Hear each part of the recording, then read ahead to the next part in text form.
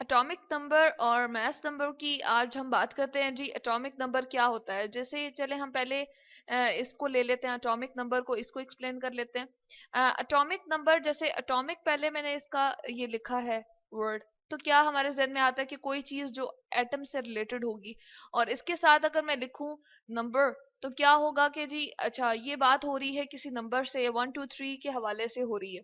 तो वाकई ऐसी बात है कि हम क्या लेते हैं एटॉमिक नंबर में, हम लेते हैं जी नंबर ऑफ प्रोटॉन, यानी कि जो प्रोटॉन की तादाद होती है। नंबर के लिए मैंने NO यहाँ पर अब लिख दिया है शॉर्ट फॉर्म में। नंबर ऑफ, हम कहते हैं प्रोटॉन किसी भी न्यूक्लियस के अंदर, ठीक है, कोई भी हमारे पास एलिमेंट है और उसका एक न्यूक्लियस है, एटम का न्यूक्लियस है, उसके अंदर जो प्रोटॉन की तादाद होगी उसको हम कहते हैं जी एटॉमिक नंबर।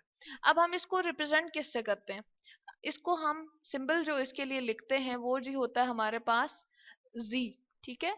सिंबल अगर हम कहें कि हमने एटॉमिक नंबर को वाजे करने के लिए कौन सा सिंबल इस्तेमाल करना है, तो वो है जी जी, ठीक। जी 1 भी हो सकता है, 2 भी, और 3 भी, और 4 भी। जैसे एग्जांपल चले हम ले लेते हैं हाइड्रोजन की, जी 1 कब होगा, यानी कि नंबर ऑफ प्रोटॉन 1 कब होंगे, हम हाइड्रोजन को देखते हैं जी, ठीक है, उसके ऑर्बिट में एक इलेक्ट्रॉन मूव कर रहा होता है और उसके न्यूक्लियस की तरफ जब हम जाते हैं तो हम कहते हैं कि इसके अंदर 1 प्रोटॉन है, ठीक है। तो इसके पास नंबर ऑफ प्रोटॉन चूंकि 1 है, इसलिए इसका जी क्या होगा, 1 होगा। इसी तरह से 2 3 एग्जाम्पल चले हम सामने देख लेते हैं। अगर मैं यहाँ पर लिखूं कार्बन, ठीक, कार्बन के लिए जो हम Z लेंगे वो क्या होगा, यानी कि एटॉमिक नंबर जो लेंगे वो उसके प्रोटॉन की तादाद होगी जो उसके न्यूक्लियस में मौजूद है, और वो कितने हैं जी, नंबर ऑफ प्रोटॉन उसके पास है जी 6, ठीक है। तो हम ले लेंगे इसका Z क्या है हमारे पास, ये Z क्या है, एटॉमिक नंबर क्या है जी, वो हमारे पास है 6। इसी तरह से अगर मैं यहाँ पर ऑक्सीजन की एग्जांपल ले लेती हूँ, तो वो क्या होगा जी, ऑक्सीजन के लिए हम कहते हैं, इसका सिंबल चूंकि O से हमने रिप्रेजेंट किया था, चले हमने ऑक्सीजन यहाँ पूरा ही लिख दिया।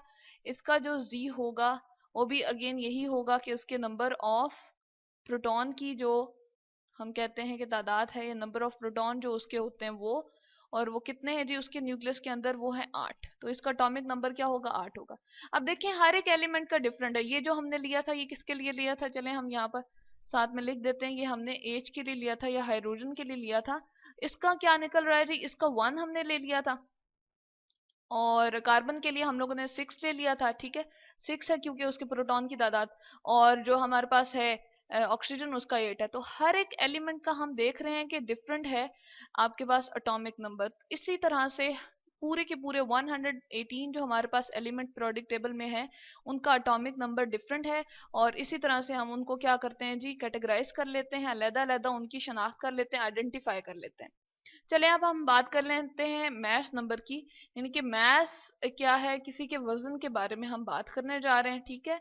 एटम के ही जब हम कहते हैं कि वजन के बारे में अगर हम बात करें तो वो किस तरह से होगा जी, जैसे हमने ऊपर एटॉमिक नंबर की बात की थी, अब हम मैस नंबर की बात कर रहे हैं। तो मैस नंबर में क्या आ जाएगा जी, इसको चले हम कौन से सिंबल से रिप्रेजेंट करते हैं, हम नॉर्मली ले लेते हैं इसको ए के सिंबल से, ठीक है। तो मैं यहाँ पर लिख देती हूँ कि ए का सिंबल जो है मैंने डाल दिया है मैस नंबर के लिए। अच्छा, अब मैस अगर हमने निकालना हो तो वो क्या होगा, चले हम यहाँ पर लिख देते हैं, ये होता है जी नंबर ऑफ प्रोटॉन जो न्यूक्लियस में मौजूद है, और उसके साथ हम क्या ले लेंगे, नंबर ऑफ प्रोटॉन की तादाद, यानी कि प्रोटॉन कितने हैं, नंबर ऑफ प्रोटॉन प्लस साथ में ले लेते हैं जी नंबर ऑफ न्यूट्रॉन जो कि आपके पास किस में होंगे, न्यूक्लियस में होंगे। तो इन दोनों की तादाद को हम क्या ले लेते हैं, कहते हैं कि जी मैस है। और ज्यादातर एटम का मैस जो है वो कहाँ पर लाई कर रहा होता है, वो न्यूक्लियस के अंदर ही लाई कर रहा होता है, और इसको किस सिंबल से लिखा है जी, हमने ए से। अच्छा, अब नंबर ऑफ प्रोटॉन को तो हमने क्या कह दिया था, ऊपर हमने जी कह दिया था, तो इसकी जगह मैं यहाँ पर जेड लिख दूं या जी लिख दूं तो बात गलत नहीं होगी।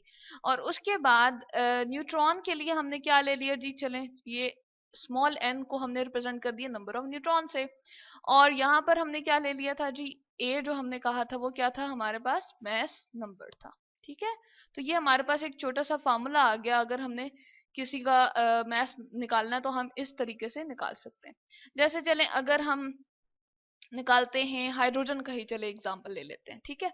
तो हाइड्रोजन में हम कहते हैं जी, मैं निकालना चाह रही हूँ उसका, मैं यहाँ पर हाइड्रोजन लिख देती हूँ ताकि हमें याद रहे हम हाइड्रोजन के केस के हवाले से ही बात करें। ए बराबर है उसमें जी प्लस एन, ठीक है। अब Z जो हमने ऊपर देखा था हाइड्रोजन के केस में 1 था, और इसके न्यूक्लियस में एक प्रोटॉन होता है जबकि इसके पास न्यूट्रॉन न्यूक्लियस में नहीं है, तो हम क्या कहते हैं 1 प्लस 0। तो हमारे पास A या मैस नंबर इसका क्या आ जाएगा जी, 1 आएगा। यानी कि अगर हम कहें कि मैस हाइड्रोजन का कितना है या मैस नंबर की मुझे बता दें कि डिटेल क्या है, कोई पूछे तो आप क्या बताएंगे जी, हाइड्रोजन की क्या है, वो मैस हमारे पास मैस नंबर 1 आता है। ठीक है।